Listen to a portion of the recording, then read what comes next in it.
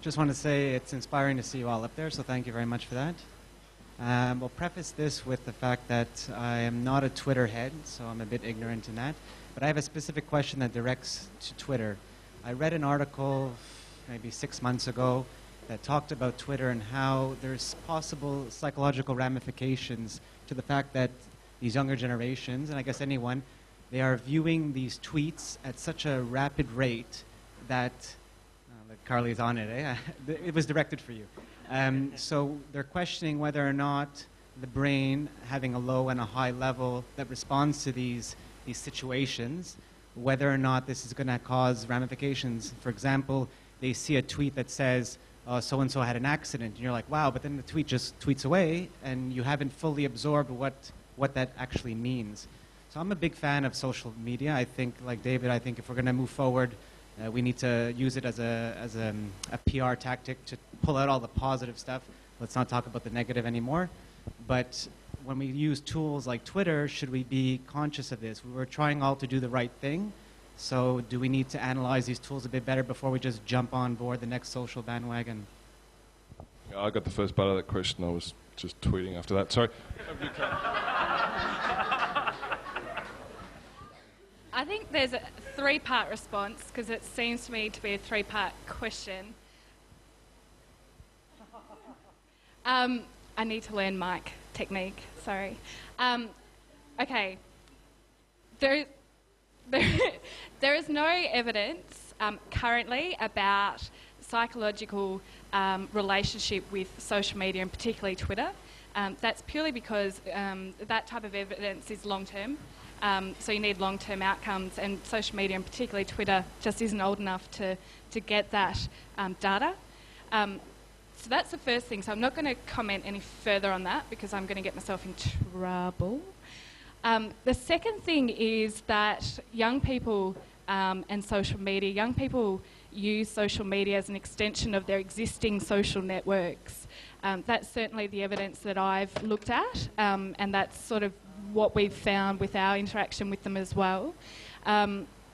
Young people consume social media and they have the capacity in their brain. Now, I'm going to get all, and I'm not an expert in, I'm just a PR person, but we've had some negative media around this, so it's a really topical issue. Young people have a greater capacity to consume information at a greater rate of speed. Their brains function in a different way than adults. They're natives in this area in terms of social media. They're just born and bred, and this is how they converse now. I get text messages from my 18-year-old brother that I still can't understand, and it's like 4 letters, and it's a whole sentence that I'll ask him about it, and he'll say, oh, well, I meant this, and then I asked you this. So I think we're certainly not concerned, but it's a watching brief. But I'd like to add on a personal note, when I was young, I remember looking at a 30-second news story on the TV about a war or a terrorism bomb or a mass murder or whatever it was, and having absolutely no context other than a 30-second news story, walking away and then maybe walking back the next night and watching the news again, there's a different war on or there's a different mass murder, and again having no context, but it's a conversation starter. So my mum would always sort of ask me, well, how did you feel about that news story? Do you want to talk about that? Actually, did you know about that war or whatnot? So I think if we can leverage social media in the same term, that you'd send your 140 character or 100 character tweet so you can get retweeted out there, and then use it as the leverage to have that conversation. One thing, and this might be different for other people, but the way I personally use Twitter is the people I tend to follow are people who provide links, and I use Twitter mostly as my way of filtering through the world of social media / poverty and development, and then finding meaningful content out there on the internet, or whether it's blog posts with comments attached. So to me, Twitter, yes, there is that scanning through, and I do scan through very quickly. But the way we measure success on Twitter is through that interaction. Retweets to some extent. Obviously, it's very easy to click that button and move on to the next thing.